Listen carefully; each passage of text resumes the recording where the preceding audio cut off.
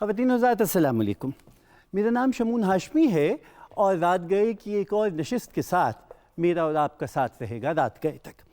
خواتین حضرات، آج جس موضوع کا انتخاب کیا گیا ہے وہ اس لحاظ سے قدر دلچسپ ہے کہ یہ محض ادب کی بحث تک محدود نہیں رہے گا، بلکہ انسانی معاشرے کے خد و خال کو اجاگر کرنے کے لیے یہ ضروری سمجھا گیا تھا کہ صاحبان فکر کا ایک گروہ تو ایسا ضرور ہو کہ جو فہم و ادراک کی اس آنکھ سے دنیا کو دیکھ سکے کہ جو دیگر عوام الناس سے مخفی ہے۔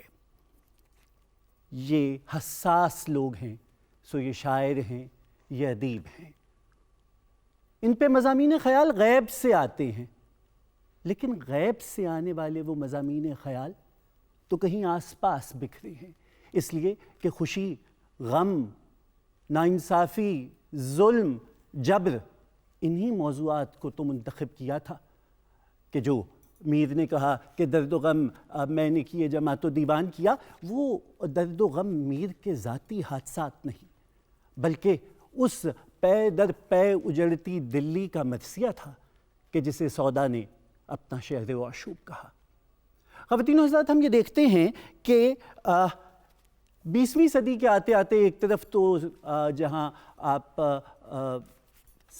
انڈسٹریل ریولوشن دیکھ چکے ہیں کہ جس کی وجہ سے خواتین کی تحریک اور مزدور کی تحریک آئی، اور پھر ہم نے دیکھا کہ دنیا کے سیاسی نظامات میں فرق پڑنے لگا اور نئی سیاسی بحثیں آنے لگیں، وہیں 20ویں صدی نے جہاں بالشوک ریولوشن دیکھا، وہاں ایک اور بہت اہم حادثہ دوسری جنگ عظیم کے بعد نوآبادیاتی نظام کے خاتمے کا ہے۔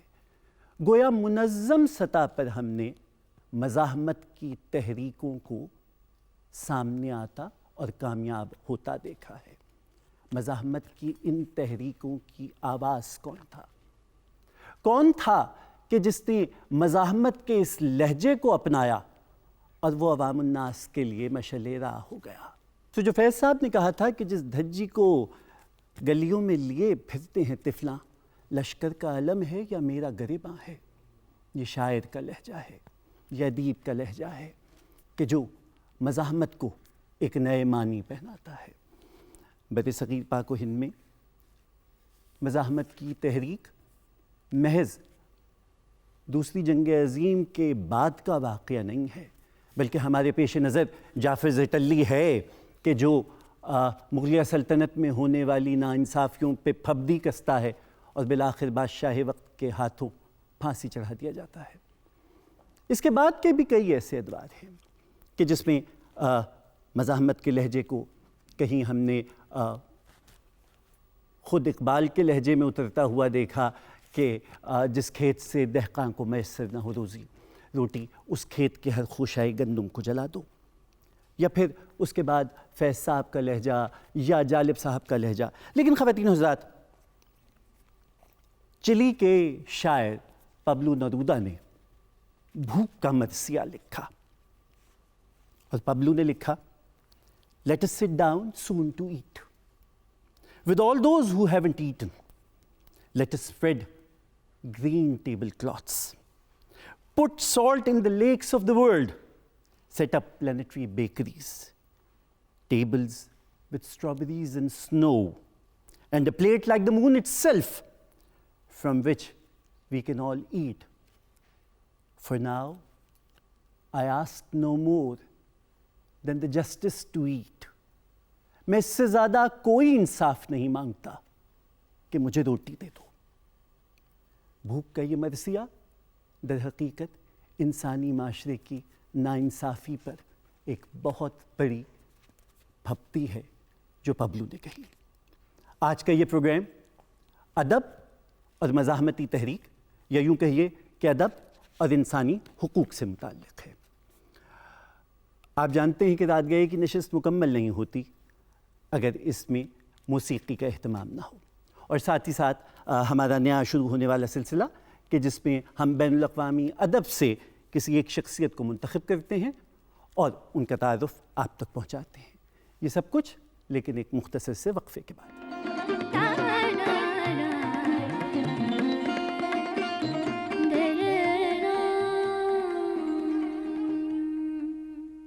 خواتین و حضرات، رات گئے کی نشست میں باقاعدہ خوش آمدید۔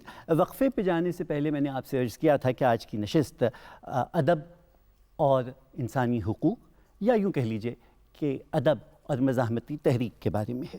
میرے پیش نظر ترقی پسند تحریک کے منشور کا وہ اقتباس ہے جو 1936 میں سامنے آیا تھا۔ ہماری کسوٹی پر وہی ادب پورا اترے گا جس میں تفکر ہو، آزادی کا جذبہ ہو، حسن کا جوہر ہو، تعمیر کی روح ہو، زندگی کی حقیقتوں کی روشنی ہو، جو ہم میں حرکت، ہنگامہ اور بے چینی پیدا کرے، سلائے نہیں، کیونکہ اب سونا موت کی علامت ہے۔ سونا موت کی علامت ہے، تو کیا اس سے پہلے ادب عوام الناس کو سلا رہا تھا؟ ایسے ہی کئی سوالات کہ جن پہ آج ہم اپنے مہمانوں سے بات کریں گے۔ میرے دونوں مہمان حقوق انسانی کے حوالے سے معتبر نام تو ہیں ہی، لیکن دنیائے ادب اور حرف و صدا کی دنیا سے بھی ان کا بڑا گہرا تعلق اور بڑا معتبر تعلق ہے۔ حقیقت ہے کہ ہے نشو و نما ماحول کے تابع۔ ابراہیم خلیق کہ جو قیام پاکستان سے پہلے دستاویزی فلمیں بنایا کرتے تھے اور فنون لطیفہ کا ایک بہت نامور ہستی، ان کے صاحبزادے کو حارث خلیق ہونا ہی تھا۔ حارث ہمارے دوست تو ہیں ہی، لیکن حارث جہاں ادیب ہیں، جہاں شاعر ہیں، یہ طے نہیں کر پائے کہ انگریزی کے شاعر ہیں کہ اردو کے شاعر ہیں، لیکن دونوں زبانوں میں کیا کمال کے شاعر ہیں۔ اس لیے کہ انگریزی میں شاعری کی تو اس کتاب کو بھی ایوارڈ مل گیا، اردو میں شاعری کی تو اس پہ بھی ایوارڈ مل گیا، اور اگر ترجمہ کیا تو اجازت مل سکے گی کیا خوبصورت نظم ہے۔ حارث کو صدر مملکت نے 2018 میں صدارتی تمغہ برائے حسن کارکردگی سے نوازا۔ حارث سردست human rights commission of Pakistan کے سیکریٹری جنرل بھی ہیں۔ آپ کی آمد کا بہت شکریہ۔ بہت شکریہ شمون، آپ کا مدعو کرنے کا بہت شکریہ۔ وجاہت مسعود جہاں نامور کالم نگار ہیں، صحافت سے وابستہ ہیں، وہیں انسانی حقوق کے حوالے سے اور پاکستانی معاشرے میں شخصی آزادیوں کے حوالے سے ایک بہت مؤثر آواز بھی ہیں۔ وہ اس وقت اردو زبان کے آن لائن پلیٹ فارم کے ساتھ بطور بانی و مدیر کام کر رہے ہیں، بہت سے بین الاقوامی اداروں سے وابستہ رہے ہیں، اور آپ کو بھی سن 2015 میں صدر مملکت نے صدارتی تمغہ برائے حسن کارکردگی سے نوازا تھا۔ کی آمد کا بہت شکریہ۔ خواتین و حضرات، رات گئے کی نشست میں موسیقی ایک بہت اہم عنصر ہے، اور آج مجھے لگتا ہے کہ میرے دوستوں کی محفل ہے، اس لیے کہ جہاں حارث موجود ہیں، جہاں وجاہت صاحب موجود ہیں، وہاں جس فنکارہ کا انتخاب کیا گیا ہے انہیں گھر والوں نے ڈاکٹر بننے کے لیے گھر سے روانہ کیا تھا، لیکن کیا پاٹدار آواز ہے کہ سننے والوں کو لگا کہ شاید ریشما جی کی آواز ہے۔ اور یہ جو صحراؤں میں ہولے سے چلے باد نسیم والی آوازیں ہیں، یہ یا زرسانگا کی ہو سکتی تھیں، یا مائی بھاگی کی ہو سکتی تھیں، یا ریشما جی کی ہو سکتی تھیں، یا عالم لوہار صاحب کی ہو سکتی تھیں، یا پھر ڈاکٹر معصومہ انور کی ہو سکتی تھی۔ معصومہ بہت اچھا لوک گائکی کے ساتھ ساتھ جو عارفانہ کلام ہے وہ بہت اچھا گاتی ہیں، اور سب لوگ معصومہ کو جانتے ہیں، میں وہ سبب جانتا ہوں جس کے باعث معصومہ عارفانہ کلام اتنا اچھا گا پاتی ہیں، اور یہ سبب ہے ان کی والدہ۔ جس عقیدت اور جس احترام سے انہوں نے معصومہ کو پہلے نعت، پھر اس کے بعد ہیر، اور پھر اسی طرح سے دیگر صوفیاء کرام کا کلام پڑھایا، اور جس سختی سے اور ڈانٹ ڈپٹ کے ساتھ نشست کرائی، میں اس کا عینی گواہ ہوں۔ معصومہ، آپ کی آمد کا بہت شکریہ۔ تھینک یو ویری مچ عامر، بہت شکریہ۔ اور یہ جو اتنے آپ نے اپنے آس پاس ستارے بٹھا رکھے ہیں، یہ بھی بڑے کمال کے فنکار ہیں۔ دعا کیجئے کہ آج یہ آپ کی آواز سے ربط ملا لیں۔ آمین۔ ہم بات چیت کا آغاز کرتے ہیں۔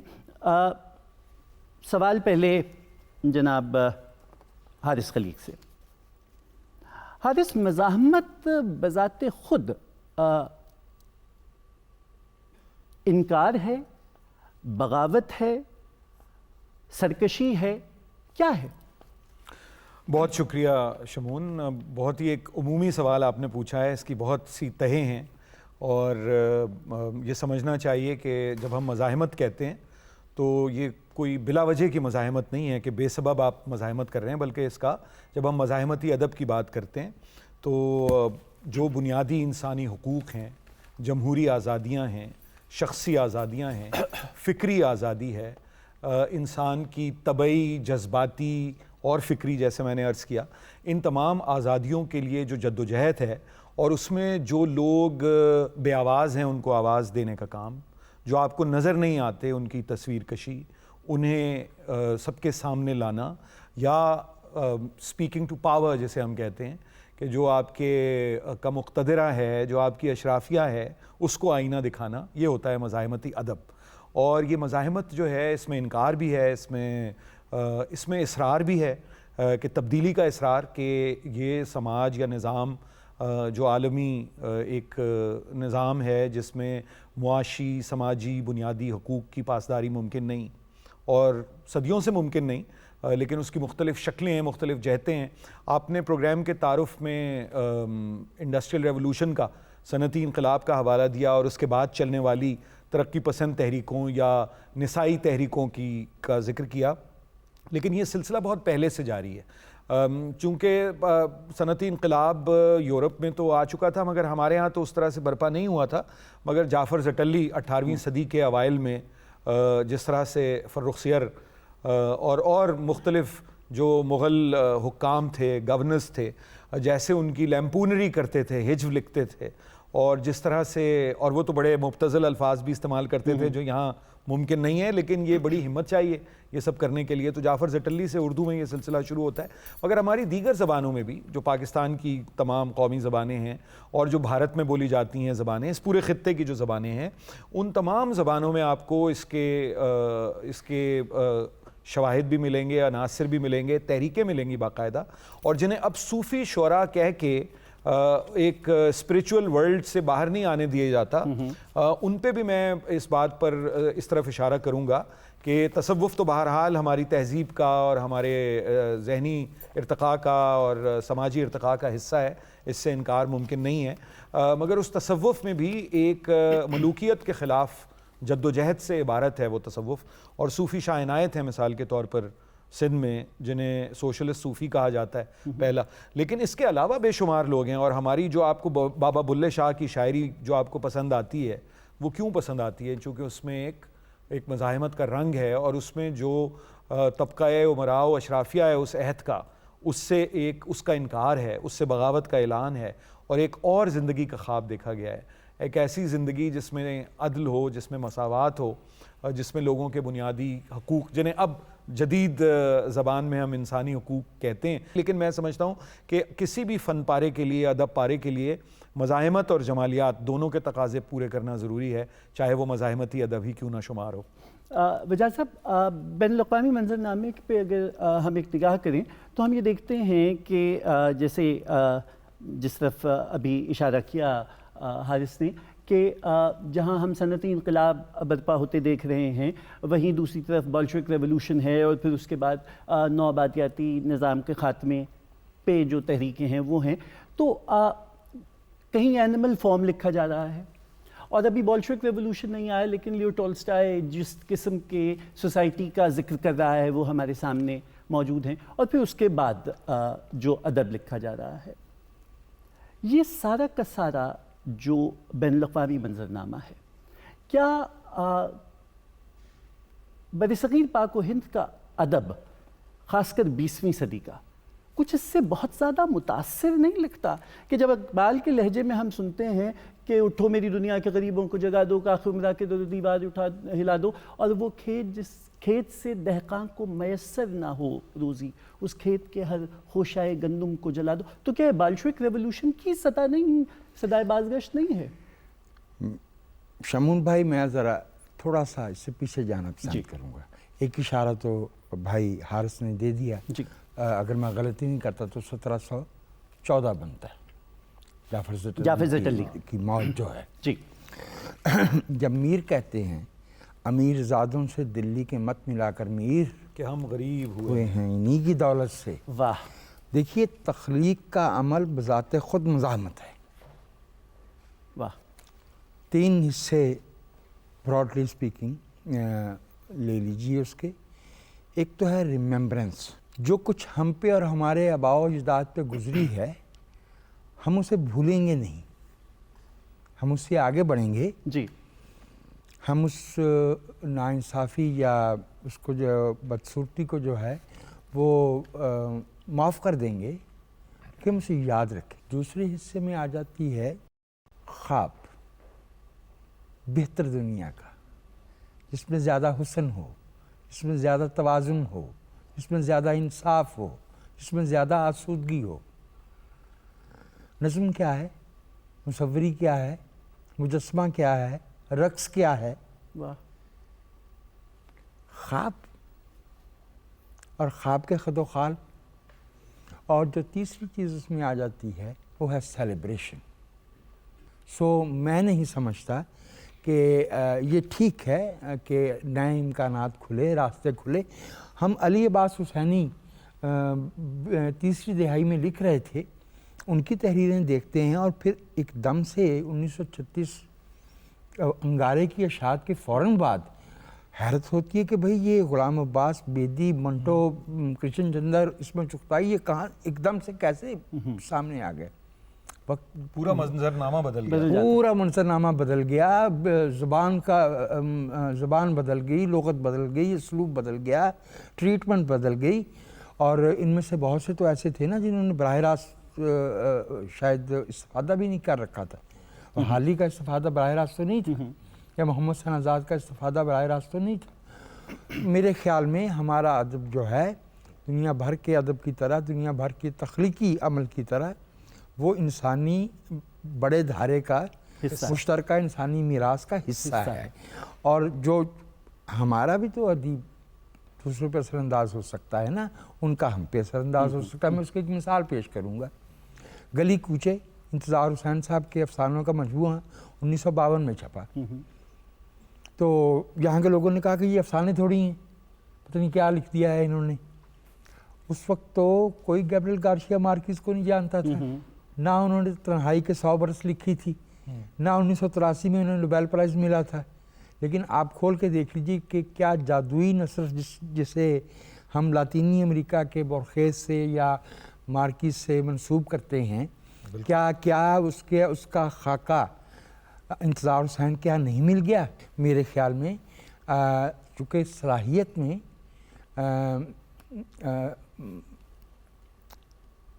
دنیا بھر کے تمام انسان مساوی ہیں، اور ہم جس عہد میں زندہ ہوتے ہیں، تخلیق کار جو ہے وہ کسی مادی سبب کے بغیر بھی اس اثر میں موجود ہوتے ہوئے اس سے اثر انداز ہوتا ہے. غالب نے فزکس تو نہیں پڑھ رکھی تھی، غالب نے فرائیڈ کو تو نہیں پڑھا تھا، فرائیڈ نے تو دوستویفسکی کو پڑھ لیا تھا یا شیکسپیئر کو پڑھ لیا تھا. غالب کو تو یہ سب میسر نہیں تھا. لیکن کیا غالب کی شاعری میں آپ کو سائنسی فکر نہیں ملتی؟ کیا غالب کی شاعری میں آپ کو نہیں ملتا ہے کہاں تمنا کا دوسرا قدم یاد ہم نے دشتے کا کو ایک نقشے پا پایا. وہ جو غنچے میں کلی کے چٹک جانے کی طبیعت وہ بیان کرتے ہیں، تو وہ انہوں نے کہیں کسی لیبارٹری میں تو نہیں سیکھی تھی. تو میرے خیال میں تخلیقی عمل بذات خود جو ہے وہ انسانیت کے بڑے دھارے سے جڑا ہوا ہوتا، بھلے کسی عہد کا ہو، کسی زمین کا ہو. بہت اچھا. ایک شکل مزاحمت کی شعر کی صورت میں آئی، افسانے کی صورت میں آئی، نعرے کی صورت میں آئی، اور کہیں گیت کی شکل میں بھی آئی. اور جو گیتوں نے مزاحمت پھیلائی ہے اس کا جواب نہیں ہے. سو معصومہ، ہم آپ کی جانب آتے ہیں، اور سب سے پہلے تو یہ بتلائیے کہ آپ کیسی ہیں، خیریت سے ہیں، کیا کر رہی ہیں آپ آج کل؟ پریکٹس کر رہی ہوں as a doctor. As a doctor? جی بالکل. اور پارٹ ٹائم گانا گاتی ہیں؟ جی بالکل. آپ کا بہت بہت شکریہ مجھے بلانے کا. میں بہت عرصے بعد لاہور آئی ہوں. بہت نوازش کہ آپ نے رات گئے کو یہ اعزاز بخشا. سو کس سے ابتدا کر دیں گے آج آپ؟ جی بالکل. کلام اقبال ہے. واہ. میرے کریئر کا سب سے بریک تھرو پرفارمنس تھا. 2005 یا 6 کی بات ہے، جب میں میڈیکل اسٹوڈنٹ، جب I was a medical student, first year میں انرول ہوئی تھی، تو نیشنل صوفی کاؤنسل کی ایک CD تھی اپنا مقام پیدا کر، تب ریلیز ہوئی تھی. تو اس سے ابتدا کروں گی. آئی ہوپ آپ لوگوں کو پسند. تجھے یاد کیا نہیں؟ جی بالکل. جی ارشاد.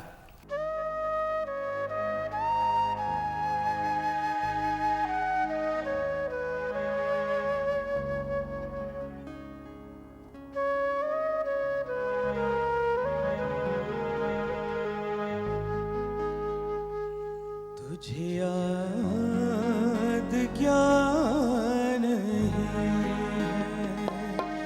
تجھے یاد کیا نہیں ہے،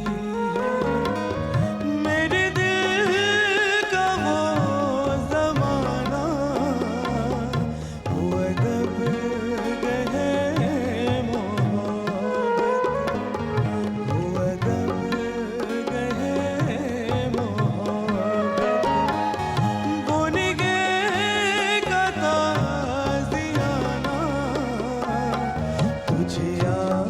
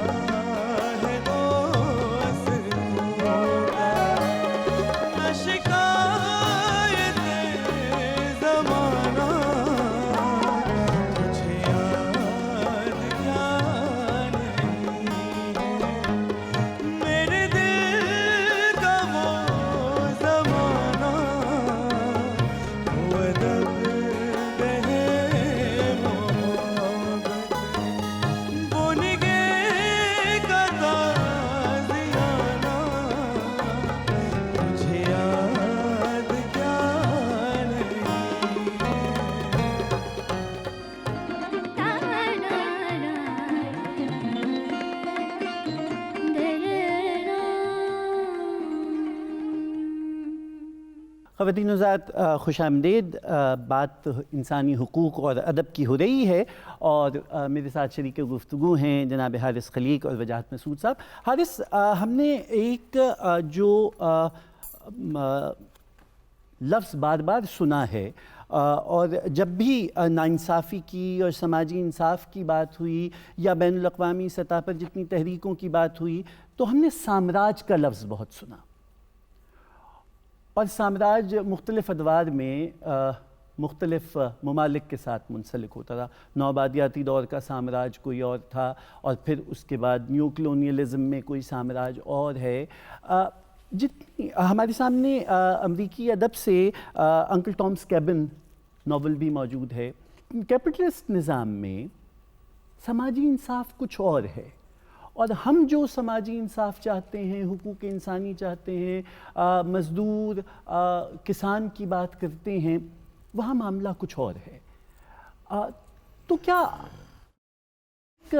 ادیب کے لیے کوئی ایک بینچ مارک ہے یا ہر ایک معاشرے کا انصاف مختلف ہے سو ادیب کا زاویہ بھی مختلف ہے؟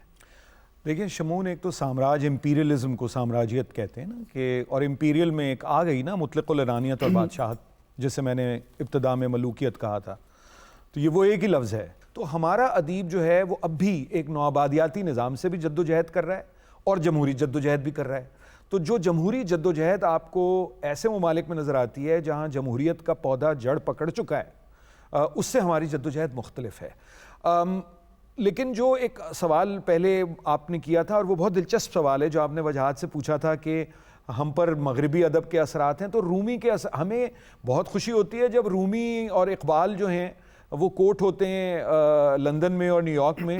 تو میرا خیال ہے کہ ایک عالمی انسانی جو ایک حافظ اور خیام، مطلب ان کی تو کوئی اب نشست، اس سے پڑھے لکھے لوگوں کی کوئی نشست مغرب میں یا افریقہ میں یا آسٹریلیا میں یا مشرق بعید میں، ہمارے جو بڑے کلاسیکس ہیں، کلاسیکل جو شعراء ہیں، ان کے ذکر کے بغیر تمام نہیں ہوتی. تو ظاہر ہے ہم پر بھی اثرات ہوں گے اور یہ ایک عالمی، میں تو سمجھتا ہوں کہ پاکستان میں یہ کمزوری پیدا ہوئی ہے ہمارے ادب میں اور ساری دنیا میں ہوا ہے عالمگیریت کے نتیجے میں کہ ہم سائلوز میں بٹے ہیں. تو پہلے ہماری جو 70 اور 80 کی دہائی میں اگر ویتنام کی جنگ سے متعلق آپ کو نظمیں مل جاتی تھیں، اب آپ مجھے بتائیے شام اور عراق پہ اردو میں یا پاکستان کی دیگر زبانوں میں کتنا ادب تخلیق ہوا. تو یہ میں سمجھتا ہوں کہ اس کو ہمیں جوڑنے کی ضرورت ہے.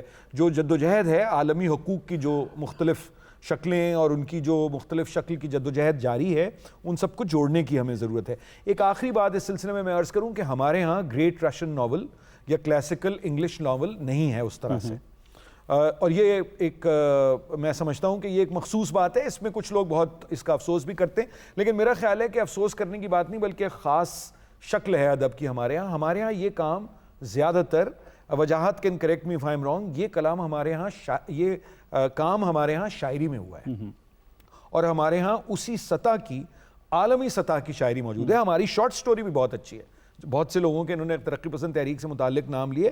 ادیبوں کا سیاسی طور پر سرگرم ہونا کوئی ضروری نہیں ہوتا. میں ہوں، وجاہت ہوں، آپ ہوں، یہ ایک علیحدہ بات ہے، لیکن ادیبوں کا سیاسی طور پر باشعور ہونا بہت ضروری ہوتا ہے.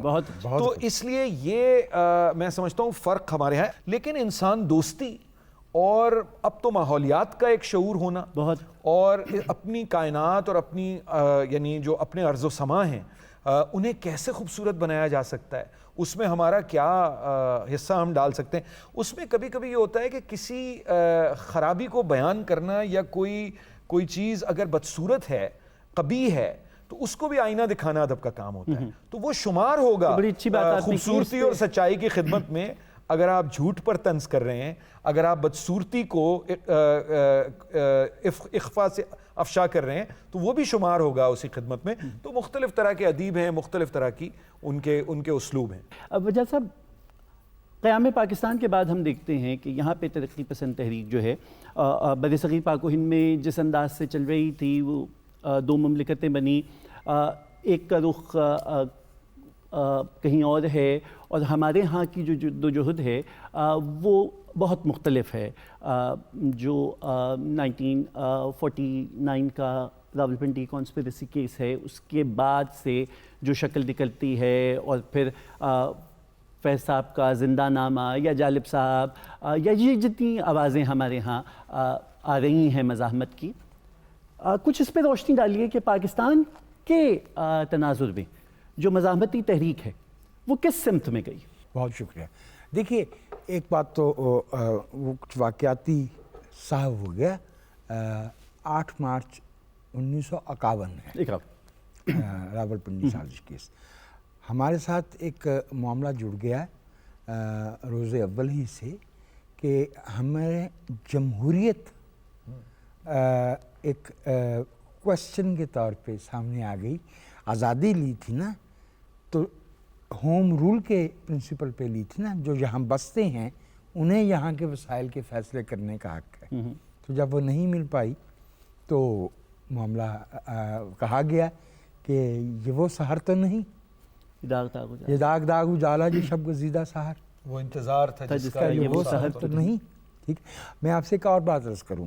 بھائی حارث نے بڑی اچھی بات کی تھی کہ بھائی وہ انتظار صاحب کا حوالہ دیا کہ ان کو تو عام طور سے جو ہے وہ سمجھا جاتا تھا کہ شاید ترکیب پسندی کے مخالف ہیں، لیکن بہت سے ایسے شعراء جنہیں ہم نے سہولت کے لیے سہولت یہاں منفی معنوں میں سمجھا جائے. دیکھیے شمون بھائی، انصاف کو خانوں میں نہیں بانٹا جا سکتا، انصاف کو منطقوں میں نہیں بانٹا جا سکتا. اس کی صورتیں مختلف ہو سکتی ہیں. جو عورت اور مرد کی مساوات کی لڑائی ہے وہ مزدور کی اور اس کے آجر کی لڑائی سے الگ نہیں ہے. تو میرا یہ خیال ہے کہ نہیں، ہمارا ادیب، چونکہ ادیب فنکار، جی ارے بھائی استاد امانت علی خان صاحب جب گاتے ہیں اے وطن پیارے وطن، وطن سے دوستی بذات خود ترقی پسندی ہے. اپنی زمین سے محبت ہوگی تو باقی زمینوں سے بھی محبت ہوگی، اور باقی زمینوں سے محبت کے بغیر اپنے وطن کا احترام اور اپنے وطن کے رہنے والوں کے دکھ کا احساس ممکن نہیں ہے. آپ نے فنکاروں کا ذکر کیا. کئی ایسے گیت ہیں کہ جو واقعتاً بغاوت کے نغمے بن گئے ہیں، ہم دیکھیں گے. جی ہاں، فیض صاحب کا لکھا ہوا اور جیسے اقبال بانو نے گایا، اور کیا وہ ایک لگتا یہ ہے کہ انقلاب کا ترانہ اب ہم دیکھیں گے ہے. ہم معصومہ کی جانب آتے ہیں. معصومہ، آپ جہاں صوفیہ کرام کا کلام گاتی ہیں، وہیں پاکستان کے جو بڑے نامور گلوکار ہیں جی ان کا کلام بھی آپ نے بڑے شوق سے گایا ہے. جی بالکل. ریشما جی کا اور بہت سے ایسے نام ہیں. جی. تو ابھی آپ ہمیں کیا سنا رہی ہیں؟ استاد نصرت فتح علی خان صاحب کا ٹریک ہے. واہ. آ جاتے ہیں وکھیاں اڈیگدے ہیں.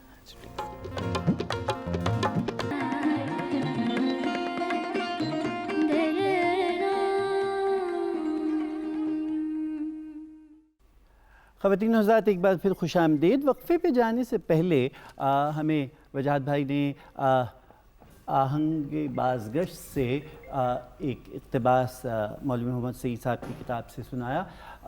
سیاست دوراں بھی کیا دلچسپ علاقہ ہے کہ حالات حاضرہ کو کئی سال ہو گئے. جس عہد کے بارے میں لکھا جا رہا تھا بین ہی منظرنامہ آج بھی کچھ اس سے مختلف نہیں ہے. جناب حارث خلیق، ہم آپ سے بطور انسانی حقوق کے کارکن کے گفتگو کرتے رہے ہیں، لیکن آپ شاعر ہیں، آپ ادیب ہیں، اور ہم جانتے ہیں کہ ہماری ایک پسندیدہ نظم آپ کی تخلیق ہے جو اصل میں ایک ترجمہ ہے، اجازت مل سکے گی کیا، کہ جس میں کیا اچھی بات ہے کہ جہاں کچھ پوچھ لینا لائق تعزیر ٹھہرا ہو وہاں مجھ کو اجازت مل سکے گی کیا. لیکن ہم جانتے ہیں کہ آپ وہ طویل نظم لے کر نہیں آئے ہیں. آج آپ ہمیں کیا سنا رہے ہیں؟ شمون، بہت بہت شکریہ.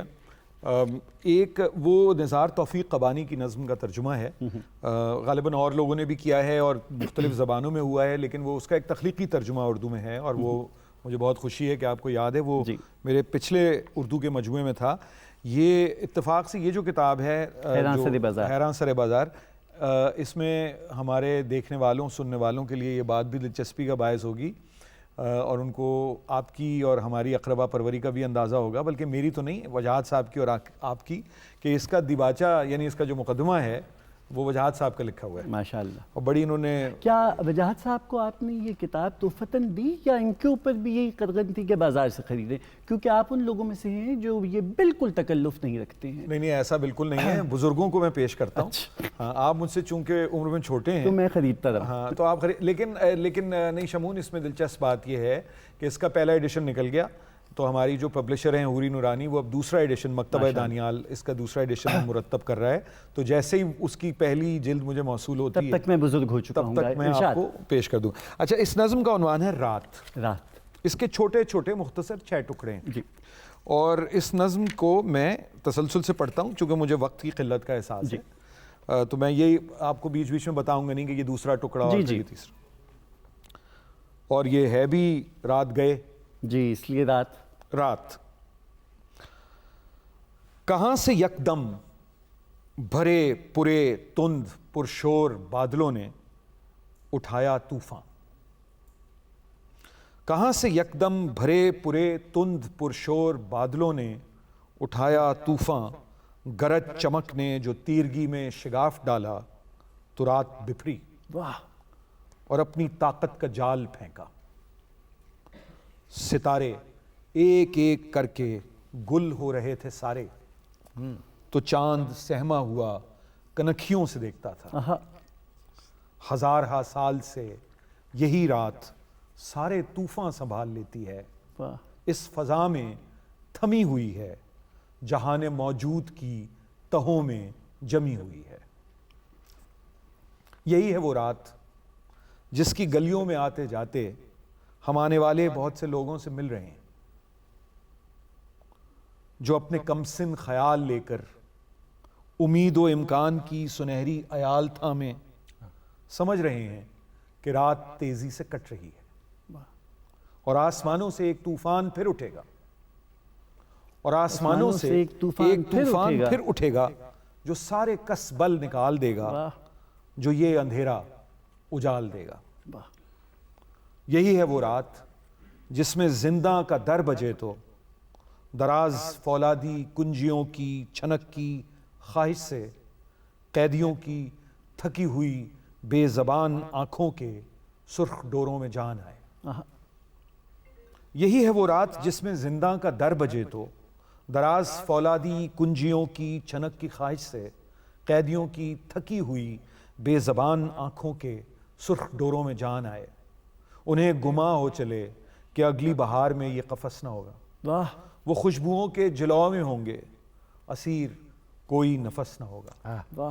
اسیر کوئی نفس نہ ہوگا۔ یہی ہے وہ رات جس میں بیمار یہ سمجھتے ہیں وہ دعا کے حصار میں ہیں، وہ خواب آور دوائیں کھا کر سکون میں ہیں، خمار میں ہیں، انہیں یہ لگتا ہے رات ہی رات ان کے لاغر شکستہ اجسام شامل سوز و ساز ہوں گے، شفائے دائم سے ہر طرح سرفراز ہوں گے۔ یہی ہے وہ رات جس میں سب شہر ایک سے ہیں، اور ان میں لہراتے زرد پرچم بھی ایک سے ہیں، جو سچ ہیں وہ سب بھی ایک سے ہیں، فریب پہم بھی ایک سے ہیں، ہر ایک گھر کا وہی ہے نقشہ، تمام منظر بھی ایک سے ہیں، ہر ایک کا ایک سا ہے چہرہ، تمام پیکر بھی ایک سے ہیں۔ یہی ہے وہ رات جو اٹل ہے، یہی ہے وہ رات جو اٹل ہے جب تک ہم آسمانوں سے اٹھتے طوفان کی آس میں ہیں، ہمارے قدموں تلے جو لاوا ابل رہا ہے اسے خود اپنے بنائے سانچے میں ڈھالنا ہے، زمین کی کوکھ سے ہی سورج نکالنا۔ واہ، بہت زمین کی کوکھ سے ہی سورج نکالنا، بہت عمدہ، بہت عمدہ۔ اب وجاہت بھائی، جیسے ابھی حارث کی نظم ہمارے سامنے ہے رات، جو استعارے استعمال ہوئے ہیں، جو ایک مخصوص آہنگ ہے، اچھا یہ جہاں بھی ہم بغاوت کا لہجہ دیکھتے ہیں، مزاحمت کا دیکھتے ہیں، مذاہبین نشاء مطمئن ہوئے کہ سرفراز بریدہ بازوؤں سمیت شہر کی فصیل پر لٹک رہے ہیں، ایک طرف افتخار بھائی کا لہجہ ہے، یا دوسری طرف ہم اختر عثمان کا سب سجادوں پہ بیٹھی بیویوں کو جس قدر حرف عبادت یاد تھے، پاؤ پٹے تک انگلیوں پہ پڑھ لیے. یہ بھی تو ایک کمال ہے زبان میں, یہ بھی تو ایک ایڈیشن آئی ہے. جی ہاں, جو فن کے مختلف میڈیم ہو سکتے ہیں کا اپنا اپنا وہ ہے. میں نے تو آپ سے عرض کی کہ میری نظر میں تو تخلیق کا عمل بذات خود مزاحمت ہے. جہاں انسانی شعور مشترک ہے وہاں جو تخلیق کار کی بالکل مقامیت ہے اس کی بھی اتنی ہی اہمیت ہے. رسول حمزہ تو اپنی طرح سے اپنے وطن سے محبت کرتے ہیں. ہمارا لکھنے والا جو ہے وہ اپنی طرح سے اپنی زمین سے محبت جو ہے وہ بیان کرتا ہے. حارث ذرا خوش نصیب ہیں کہ ایک تو ان کے جو شناخت کے سرچشمے ہیں وہ متنوع ہیں, جی تجربات اس سے بھی زیادہ ڈائیورس ہیں. یہ جو حلقہ زنجیر میں زبان رکھنے کی روایت ہے, کچھ اس پہ بھی ہم بات کریں کہ کس خوبصورتی سے ہمارے ہاں یہ فن بھی تو اختراع ہوا کہ غزالاں تم تو واقف ہو, کہو مجنوں کے مرنے کی, دیوانہ مر گیا آخر کو تو ویرانے پہ کیا گزری. اصل میں واقعہ یہ ہے کہ مٹیا محل میں بادشاہ مر گیا ہے اور کس طرح سے لکھنؤ خبر بھیجی گئی ہے, شعر کا یہ انداز. یہی ہمارے ہاں بھی تو بہت حارث ہوا ہے کہ اس سارے عہد جبر میں تواتر کے ساتھ تہوں میں رکھ کے جو باتیں کہی گئیں وہ یہی تو فرق ہے ادب اور صحافت کا. کہیں کہیں صحافت میں بھی اس کی ضرورت پڑتی ہے جب جبر کا وقت ہوتا ہے, لیکن ادب میں وہ یک رخی نہیں ہو سکتا. اور بڑا ادب جتنا اس میں ہر ایک پڑھنے والے کو, سننے والے کو اپنے معنی تلاش کرنے کی کا امکان ہونا چاہیے. اور اگر دیوانہ مر گیا آخر تو ویرانے پہ کیا گزری, تو یہ دیوانہ جہاں بھی مرے گا اور اس کا جو نتیجہ نکلے گا وہ یعنی سننے والوں پر جو اس کے چاہنے والے ہیں, چاہے وہ کوئی ایک مقبول بادشاہ ہو یا وہ کوئی ایک مقبول مزدور رہنما ہو, تو وہ ایسا ہی محسوس ہوگا. مگر جمالیات جو ہے, شعر کو یا نظم کو آپ کو سن کے اچھا لگنا چاہیے. تو اس لیے نعروں میں اور محض جو وقتی طور پر ایک موضوعاتی سیاسی شاعری ہے وہ آپ کو پسند آتی ہے, پسند آنی چاہیے. اس کا اپنا ایک نیش ہے, اس کی اپنی ایک جگہ ہے. لیکن جو ادب کا یا ادبی محاسن کا یا جمالیات کا جو فیصلہ ہے وہ آخری فیصلہ ہوتا ہے, اور کہ وہ دیرپا ادب ہے کہ نہیں. مثال کے طور پر میں اگر ایک یعنی اجازت لوں آپ سے, جسارت کروں یہ کہنے کی کہ ہم دیکھیں گے فیض صاحب کی سب سے بڑی نظموں میں سے نہیں ہے, بالکل, لیکن عوام کے ساتھ وہ ایک ریزونیٹ کرتی ہے اور اس شاعری کی اپنی اہمیت ہے.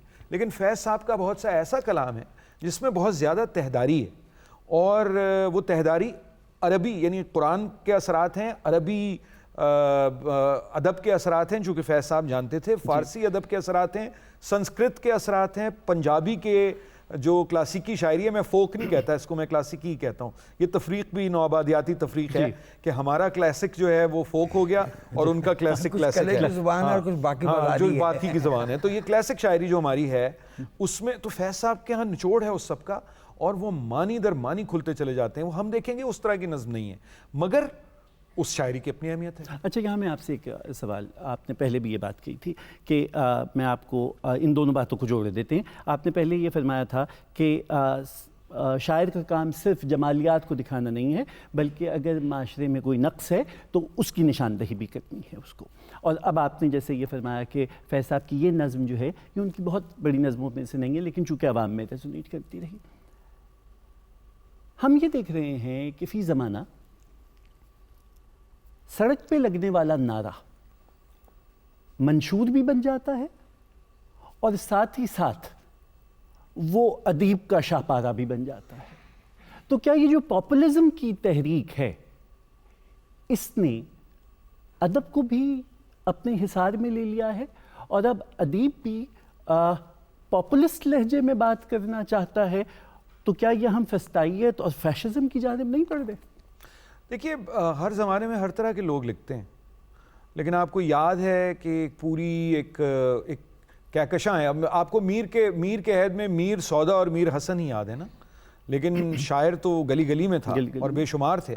وہ جو بنیادی اقدار ہیں انسانیت کی, وہ بنیادی اقدار کو کی تکمیل کے لیے نظریات ضروری ہیں. وہ اقدار اپنی جگہ قائم ہے, نظریات بدلتے رہتے ہیں, اور ہر تہذیب میں اس کی شکلیں الگ الگ ہوتی ہیں. بہت شکریہ. ہم معصومہ کی جانب چلتے ہیں کیونکہ بہت دیر سے معصومہ ہماری گفتگو سن رہی ہیں اور ہم معصومہ کو نہیں سن رہے. معصومہ آپ ہمیں کیا سنا رہی ہیں؟ بہت خوبصورت غزل ہے, شاہدہ پروین صاحبہ نے گائی ہے, دیپک راگ ہے چاہت اپنی. جی.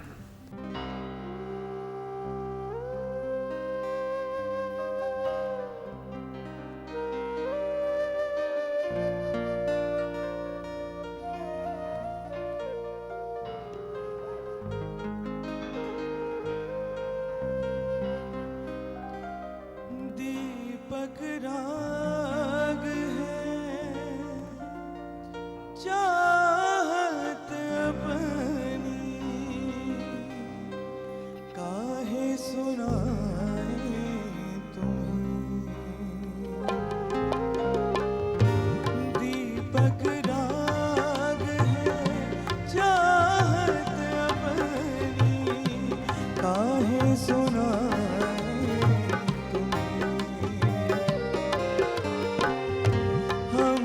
सुलगते ही रहते हैं क्यों सुलगाए तुम्हें.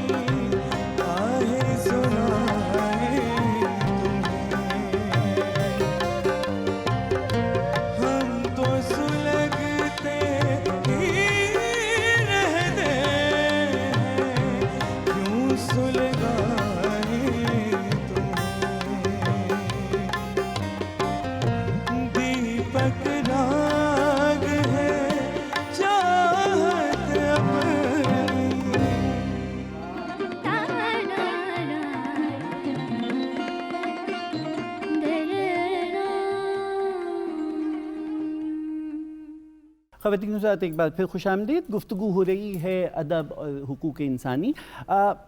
حارث اور وجاد صاحب, ہم نے زیادہ تر گفتگو جو کی ہے اس کا ویسے تو ساری جہتیں سیاسی ہیں کیونکہ by the end of the day معاشرہ سیاسی ہے, لیکن مزاحمت کا ایک لہجہ اور ایک بڑی مستند آواز اور پے در پے آوازیں پاکستان کی عورت کی بھی ہیں. فہمیدہ ریاض کا یہ کہنا ہے دیس مبارک ہو پہچان کیے ساتھ جو آئی نہ تھی پہلے, یا کشاپا کا یہ کہنا کہ یہ ہم گناہگار عورتیں ہیں جو اہل جبا کی تمکنت سے نہ خوف بیچیں. یہ جو ہمارا خواتین کی تحریک کے دوران ادب لکھا گیا ہے اور زادہ نگاہ کی وہ نظم کہ جو اس بچی کے بارے میں ہے کہ جس کو قذف کے مقدمے میں سزا ہوئی, سو یہ جو خواتین کے لہجے ہیں یا جو خواتین کی شاعری ہے اور ایک تحریک کو سپورٹ کرنے کے لہجہ ہے, اس کے بارے میں آپ حارث کیا کہیں گے؟ اور پھر وجاد صاحب میں آپ سے بھی کمنٹ مانگوں گا.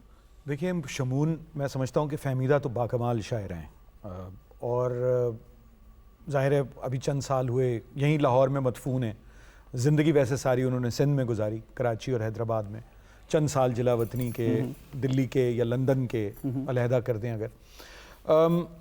میرا خیال ہے کہ ایک چیز ہمیں یاد رکھنی چاہیے کہ یہ جو ہماری جو خواتین کی تحریک ہے, جو سیاسی تحریک ہے یا سماجی حقوق کی تحریک ہے, یہ جو ہماری شاعری ہے یا جو ہمارا خواتین کا ادب ہے وہ اس کے پیش رو ہیں, وہ اس تحریک کے ساتھ نہیں لکھے گئے. یعنی عصمت چغتائی ہو گئیں یا کشور آپا اگر 50 کی کشور ناہید صاحبہ 50 کی دہائی میں یا 60 کی دہائی میں لکھ رہی ہیں اور فہمیدہ پھر 60 کی دہائی میں اور 70 کی دہائی میں لکھ رہی ہیں, اور قرۃ العین تو براہ راست ان مسائل کو نہیں اٹھاتی لیکن ان کے ہاں وہ عناصر تمام مدرجہ یا تم موجود ہیں. تو یہ تمام لکھنے والے جو ہیں ہماری جو خواتین کی تحریک ہے, حقوق کی تحریک, وہ بعد میں ہے, یہ پہلے ہیں. یعنی انہوں نے اس شعور کو اجاگر کرنے میں اور اسے تحریک کی شکل دینے میں بڑا بنیادی کردار ادا کیا ہے, اور بہت توانا آوازیں ہیں. اور میں تو سمجھتا ہوں کہ یہ جو ان کو آپ تانیسی ادب کہہ کے ایک خانے میں نہیں بانٹ سکتے. انگریزی میں تو اب شاعر اور شاعرہ کی جو تخصیص ہے وہ بھی ختم ہو گئی, آپ پوئٹری کہتے ہیں. لیکن چلیں آسانی کے لیے ہماری چونکہ سننے والوں کے لیے یہ زیادہ یعنی وہ شاعرہ ہی ہمارے ہاں مستعمل ہے اب تک. لیکن یہ جو ہماری یہ جو خواتین شاعر ہیں, ہماری شاعرات ہیں, ان کے ہاں ان کا کینوس تو بے انتہا وسیع ہے اور بہت سے اپنے ہم عصر مرد شعراء کے مقابلے میں کہیں زیادہ وسیع ہے. چونکہ یہ جیسے میں نے عرض کیا کہ اس پوری جدوجہد کے ساتھ جو یعنی انسانی حقوق, عوامی حقوق اور انسان دوستی کی جدوجہد ہے, اس کے ساتھ انہوں نے خواتین کی تحریک کو جوڑ دیا ہے, اور یہ کمال ہے ان کا. وجاد بھائی آپ کا اس کے بارے میں کیا؟ دیکھیے, ایک میں اس میں شعر کی یا فنون کی تخصیص نہیں کروں گا. میرا تو یہ کہنا ہے کہ بحیثیت مجموعی پاکستان کی عورت پاکستان کے مرد سے زیادہ مضبوط رہی ہے روایتی طور پہ روز اول سے. اور پاکستان کے معاشرے میں اگر کہیں کوئی اخلاقی فیبرک پایا جاتا ہے, تانا بانا پایا جاتا ہے, تو اس کا سہرا عورت کو جاتا ہے. میں یاد دلا دوں تاکہ وہ کلیئر ہے. ایک تو کہ ہم رشید جہاں کو صاف کر گئے ہیں نا. اپریل 1948 رانا لیاقت علی خان, جنوری 1965 فاطمہ جناح, فروری 1978 نصرت بھٹو, 86 بے نظیر بھٹو, 99 کلثوم نواز, 2017 مریم نواز, اور لڑی ہے ایک انگنت ان عورتوں کی جنہوں نے براہ راست اس ملک میں ایک بہتر پاکستان کے لیے اپنا کردار ادا کیا اور مردوں سے آگے بڑھ کے کیا. اور ایک بہت بڑی لڑی ان گمنام چہروں کی ہے, ان گمنام ماؤں اور بہنوں کی ہے جنہوں نے تب ان مردوں کو جو عقوبت خانوں میں جا رہے تھے اور جیلوں میں جا رہے تھے ان کو وہ توانائی اور ان کو وہ سہارا فراہم کیا کہ ہم پیچھے ہیں. اس میں صرف ایلس کا نام ہی نہ لیں بھیا، اس میں ابھی فرخندہ بخاری کا اب انتقال ہوا ہے. شالہ رضا ہے ہمارے درمیان موجود ہیں اور خدا انہیں موجود رکھے. اس لیے میں سمجھتا ہوں کہ جو ہماری شاعرہ کا اس روایت کا حصہ بننا ہے، ادیبہ کا، وہ ہمارے جو سماجی تقسیم بنی ہے عورت اور مرد کی، اس میں کہیں نہ کہیں جا کے جو وکٹم ہے نا وہ جانتا ہے کہ کون کس کے ساتھ کیا کر رہے ہیں. آپ مظلوم کی آواز بند کر سکتے ہیں، مظلوم کا احساس مظلومی جو ہے وہ ختم نہیں کر سکتے. بہت عمدہ، بہت عمدہ.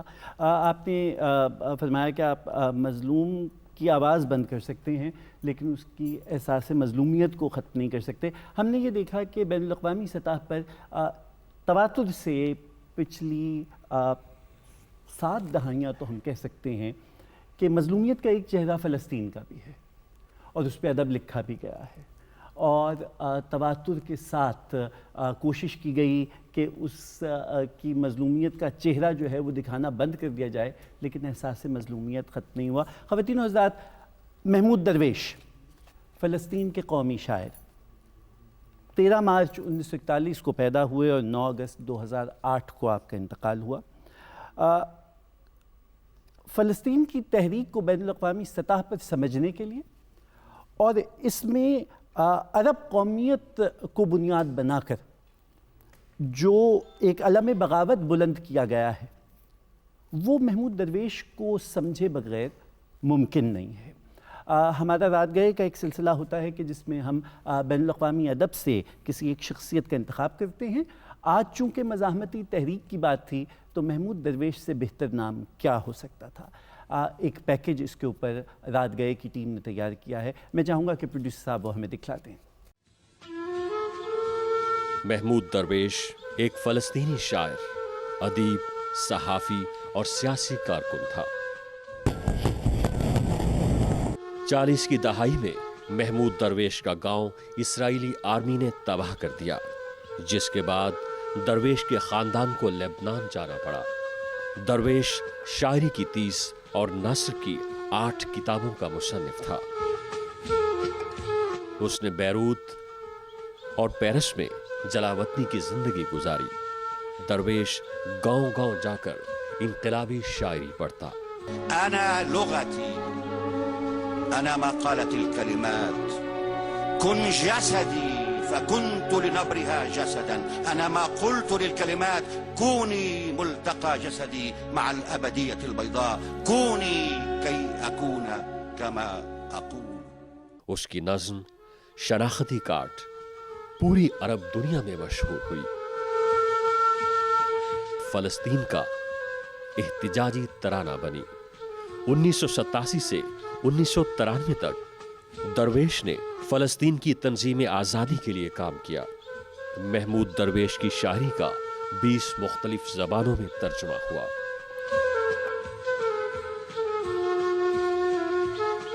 محمود درویش کو فلسطین کا قومی شاعر مانا جاتا ہے.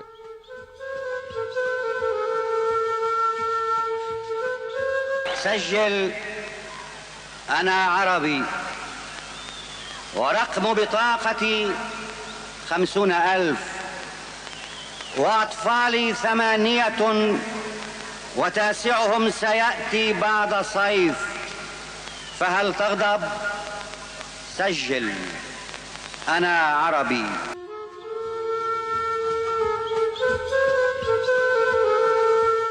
خواتین حضرات، آپ نے پیکیج دیکھا. حارث، اس میں بار بار شناختی کارڈ کا ذکر ہوا. محمود درویش کی بڑی مشہور نظم ہے، اس کو اردو ترجمہ درج کرو میں عرب ہوں، میرے شناختی کارڈ کا نمبر 50,000 ہے، میرے 8 بچے ہیں اور 9واں بچہ موسم گرما کے بعد دنیا میں آ جائے گا، پس کیا تم غصہ کرو گے، درج کرو میں عرب ہوں. اور اس میں آگے کیا اچھا لکھتے ہیں کہ میرے 8 بچے ہیں، میں ان کے لیے نان اور ملبوسات اور کاپیاں پتھروں سے باہر نکالتا ہوں.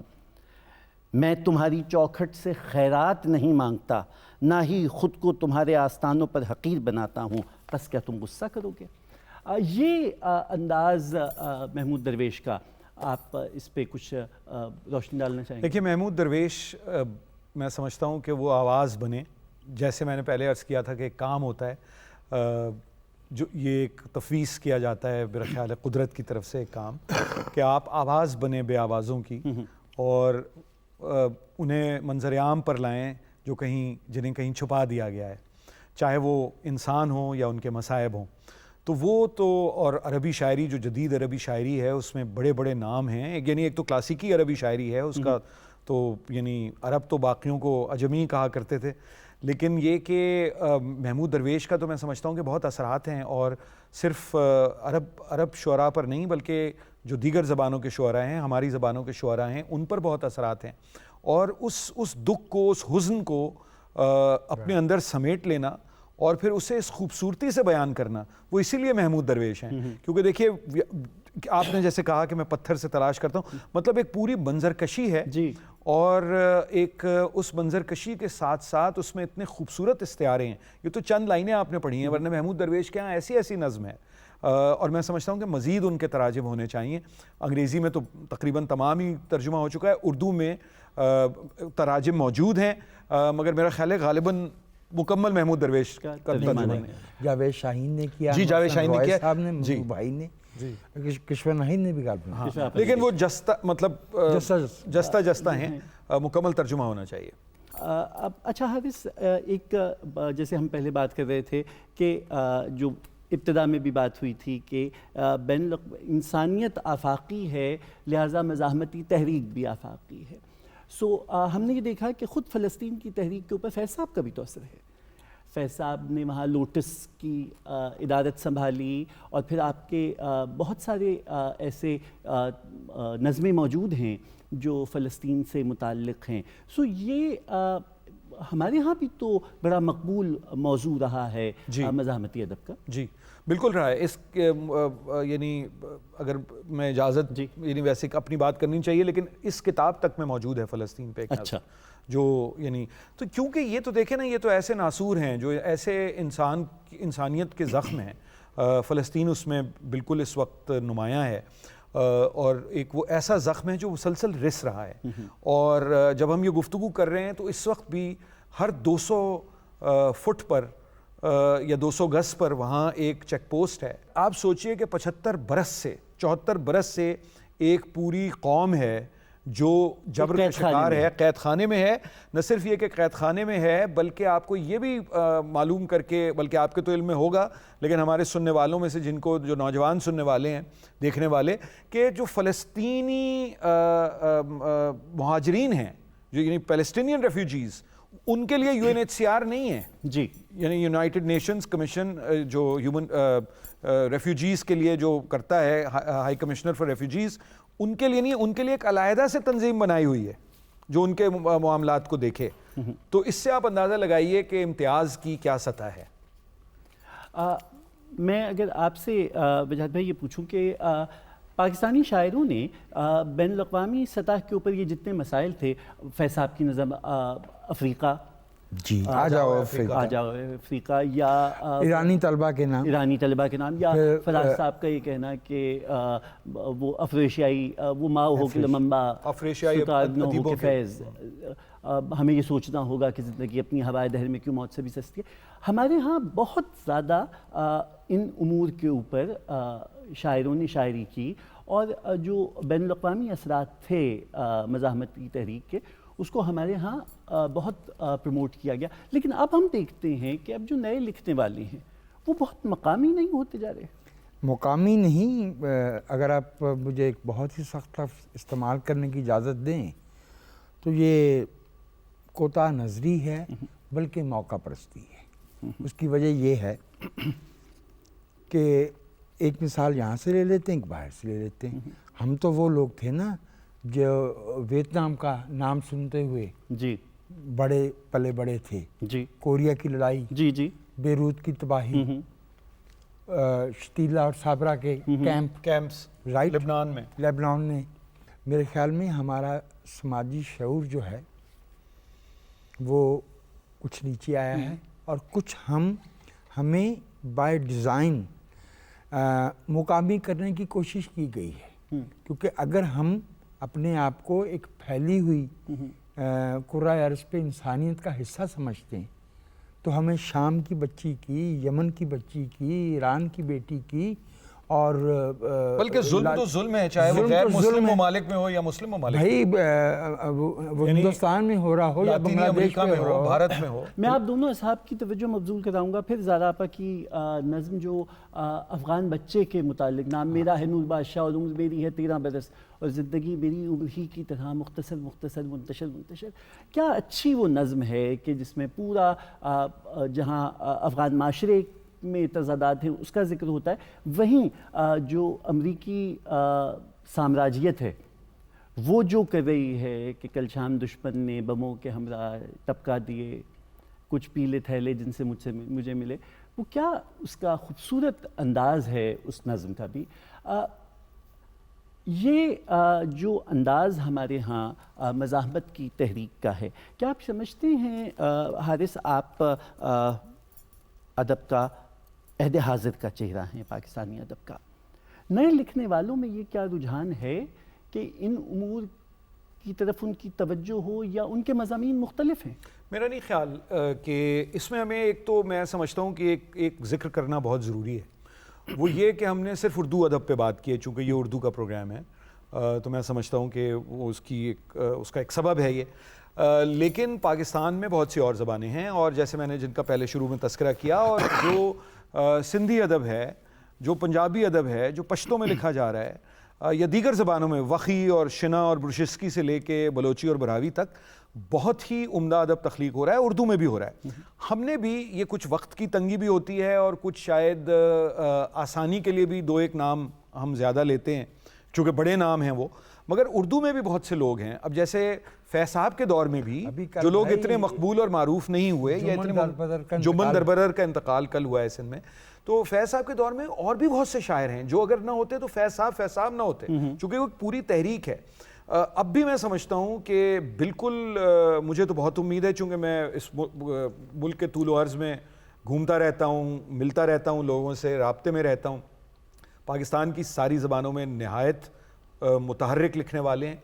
ظاہر ہے کہ اب کوئی بہت بڑا نام، جیسے میں نے پہلے عرض کیا کہ کوئی ایک پودا درخت بنتا ہے یا چند پودے درخت بنتے ہیں تو ایک وقت لگتا ہے، اس میں کوئی ہر 10 برس پہ یا ہر 5 برس پہ آپ کو کوئی ایک نور میم راشد پیدا ہوتا ہوا نظر نہیں آتا، کیونکہ یہ ایک مشکل کام ہے۔ فنون کے معاملات بہت مشکل معاملات ہوتے ہیں، بڑی اس میں عرق ریزی اور تگ و دو کی ضرورت ہوتی ہے، مطالعہ، مشاہدہ، تجربہ سب کی ضرورت ہوتی ہے۔ تو میں تو پر امید ہوں لکھنے والوں سے، اور تمام موضوعات زیر بحث وہ لاتے ہیں۔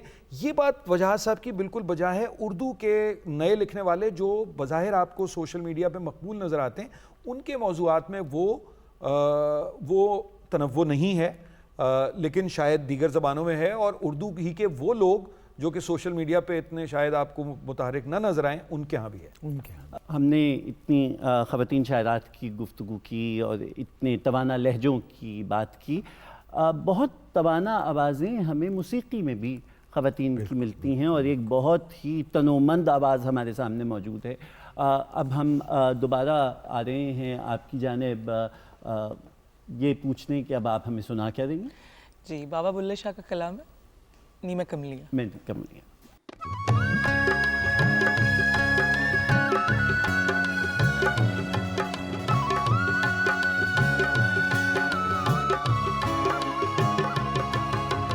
حاجی لوگ مکیول جانے،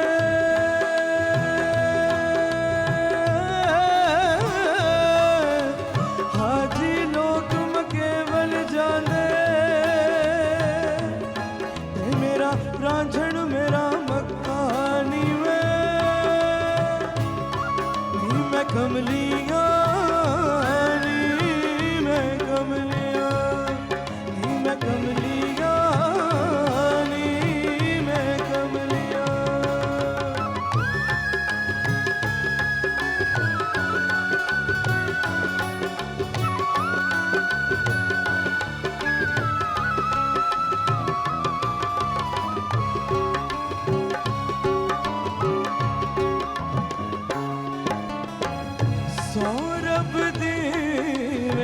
सानू सोना लगना है बिना कर जोर ते गाने नंगे पिंडे मेरे छमका पईया मेरे रोंदे ने नैन माणे जिनिया मेरे तन ते लगिया तेरे कोई लगेगा तू जाने सुन बोलिया दिल ओथे गई जिथे अगला कदर पछाणे नी मैं कमलिया नी मैं कमलिया नी मैं कमलिया नी मैं कमलिया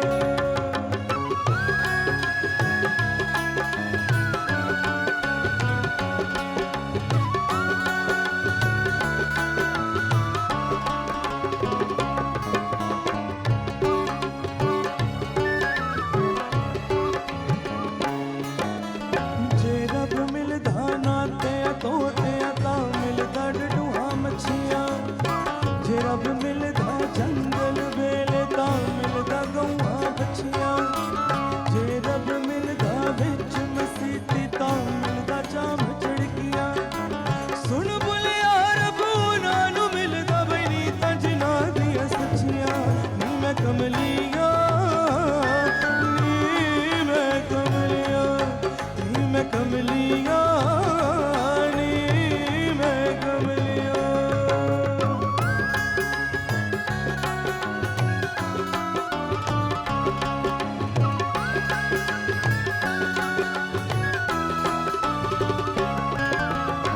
राती जागे शेख कोहावे राती जागण कुत्ते ते ठोते मालिक दा दर मूल न छड़ दे सौ पैंदे जुत्ते ते ठोते सारी रात पैरा दे दे दिन रड़े जा सुते ते ठोते उठ बुलिया तू भी पीर मना ले नहीं ते बाजी ले गए कुत्ते नी मैं कमलिया नी मैं कमलिया नी मैं कमलिया नी मैं कमलिया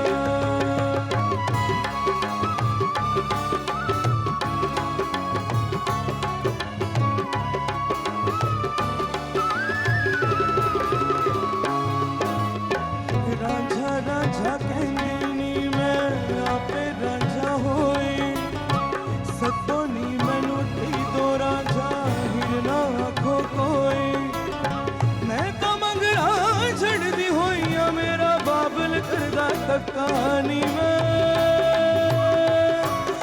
मैं कमलिया नी मैं कमलिया नी मैं कमलिया नी मैं कमलिया हाजी लोग केवल जाने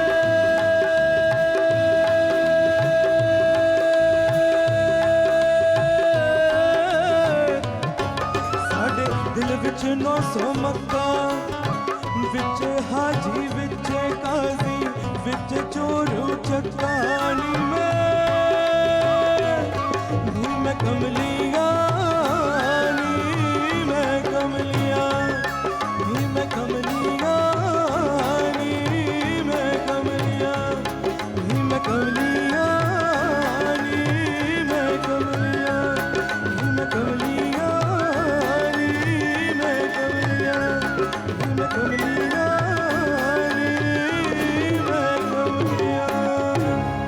बहुत उम्दा, बहुत उम्दा।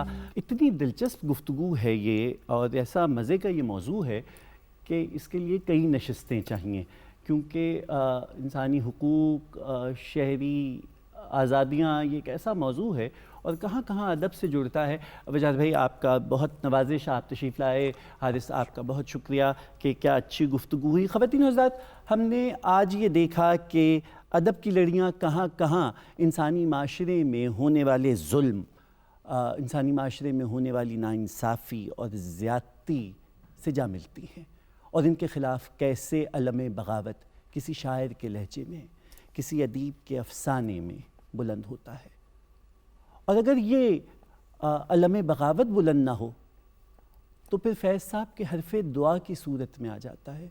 आइए हाथ उठाएं कि निगारे हस्ती ज़हरे इमरूज़ में शीरीनी फरदा भर दे, वो जिन्हें ताबे गरां बारी अय्याम नहीं, ان کی پلکوں پہ شب و روز کو ہلکا کر دے. دعا یہ کہ ہمارا ادیب اسی انداز سے حقوق انسانی کی جد و جہد میں سرگرم عمل رہے، اس لیے کہ پاپولزم کے اس دور میں حقوق انسانی کے اوپر سب سے پہلی قدغن خود اندر سے لگنے کی ڈر ہے. ساتھ ہی ساتھ یہ کہ ادب کا یہ انداز قائم رہے تو پھر ادب برائے زندگی قائم رہے گا. ہم واپس معصومہ کی جانب آ رہے ہیں. معصومہ، اس نشست کے اختتام پہ آپ ہمیں کیا سنا رہی ہیں؟ میری آواز کا کمپیریزن ریشما جی کے ساتھ بہت ہوتا ہے. واہ. اور بہت لوگ یہ بھی کہتے ہیں کہ شاید میں ان کی بیٹی ہوں. جی، میں نے واقعہ بھی سنا. بلکہ میں ان کی بیٹی اس لحاظ سے کہہ سکتے ہیں کہ ان کی آواز اور میری آواز میں بہت سملیرٹی ہے. وہ ایک لیجنڈ ہے، ان تک تو ہم نہیں پہنچ سکتے، لیکن ان کا ایک ٹریک ہے وے میں چوری چوری تیرے نال لا لیں. ماشاء اللہ.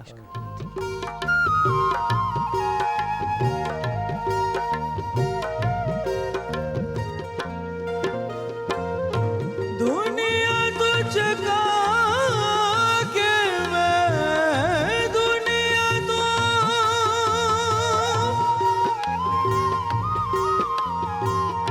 دنیا تجھ کا کہ میں پیار تیرا رکھا میں چوری چوری تیرے نال